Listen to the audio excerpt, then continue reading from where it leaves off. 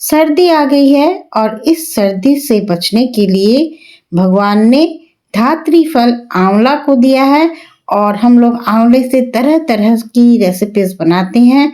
मैं हर एक साल कुछ न कुछ आंवले के साथ एक्सपेरिमेंट करती हूँ। तो च्यवनप्राश तो हर साल बनाती हूँ, लेकिन इस बार मैं कुछ हटके बनाई हूँ। तो आइए बताते हैं गुणों से भरपूर आंवले की रेसिपी च्यवनप्राश। तो आंवले की जब भी कोई आप रेसिपी बनाएं तो आंवले बहुत ताजे होने चाहिए और कोई दाग धब्बा नहीं होने चाहिए। तो मैं यहाँ बिल्कुल ताजे आंवले, मेरी सहेली ने पेड़ से तोड़े हुए आंवले दिए हैं, बिल्कुल ताजे आंवले हैं, कितनी सुंदर हरी हरी। तो आप देखकर जब बाजार से लेंगे तो बिल्कुल ताजे आंवले लेने चाहिए और उसे अच्छी तरह से धो लेंगे। और उसके बाद आप एक पतीले में, मोटे पेंदे वाले पतीले में आप 2 ग्लास पानी डालेंगे और उसमें आप कोई छेद वाले बर्तन रख देंगे या प्लेट रख देंगे और उसके ऊपर सारे आंवले को डाल देना है। मैं यहाँ 1 किलो के करीब आंवला ली हूँ और उसमें 250 ग्राम छुहारा डाल रही हूँ। छुहारे को मैंने थोड़ी देर के लिए, 1 घंटे के लिए मैंने इसे भिगो कर रख दी थी और थोड़ी नरम मुलायम हो जाएगी। और उसके बाद छुहारे को भी आप आंवले के ऊपर ही रख दें, जिससे आंवला और छुहारा दोनों ही स्टीम हो जाएंगे। और उसे आप ढककर कम से कम 5 मिनट के लिए इसे आपको स्टीम करना है। तो स्टीम करने के लिए, भाप में पकाने के लिए आप पहले फ्लेम को रखेंगे हाई और जब पानी उबलने लगेगा तब आप फ्लेम को कर देंगे लो टू मीडियम। तो उसके बाद आप उसे ढक देंगे और ढककर तब तक पकाएंगे जब तक कि आंवला थोड़ा सा फट नहीं जाता है। आप ढक्कन हटाकर देखेंगे कि आंवले फट गए हैं या नहीं। तो देखिए, मैं यहाँ चेक कर ले रही हूँ, आंवले मेरे यहाँ थोड़े थोड़े फटने लगे हैं।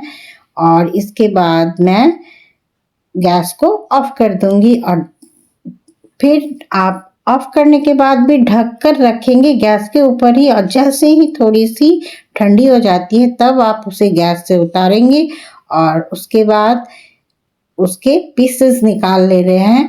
देखिए कितनी सुंदर सारे आंवले के पीसेस निकल जा रहे हैं।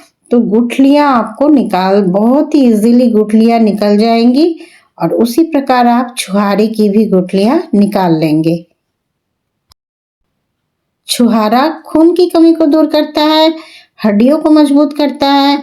और यहाँ देखिए, मैं आंवला और छुहारा दोनों में से बिल्कुल गुठलियां निकाल ली हूँ।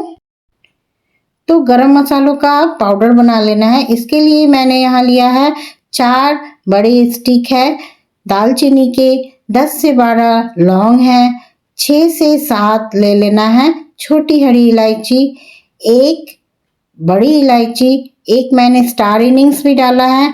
और यहाँ पर सौंठ, 1 छोटी सी सौंठ जो सूखी हुई अदरक है।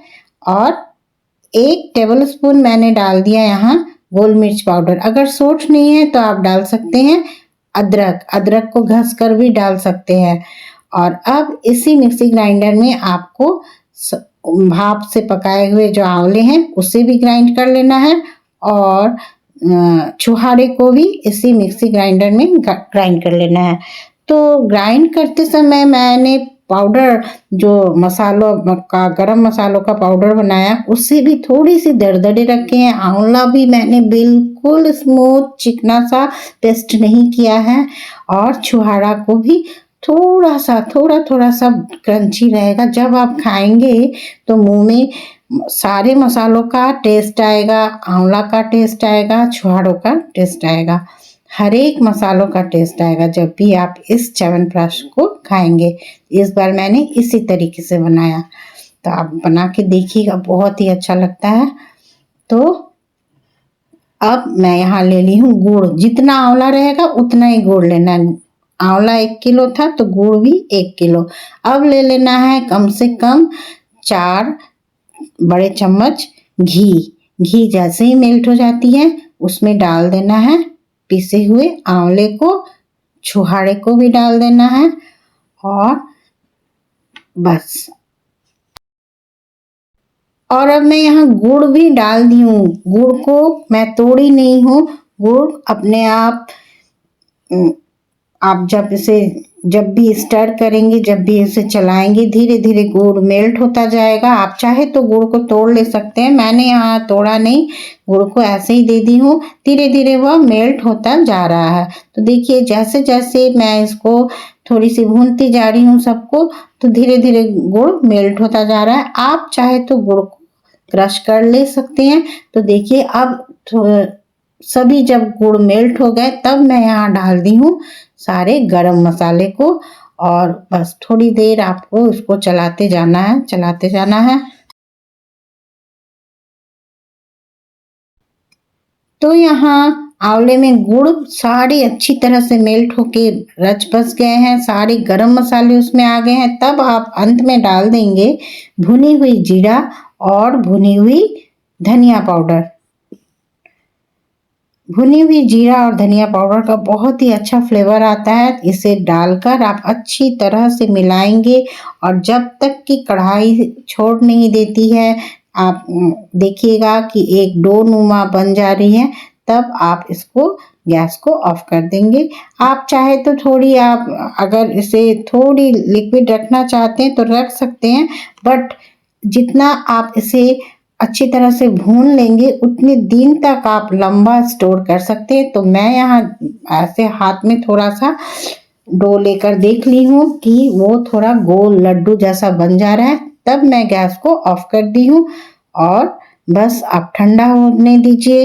बिल्कुल च्यवनप्राश तैयार है, और बिल्कुल बहुत ही टेस्टी सी बनेगी। आप खाकर जरूर देखिएगा, बनाइए।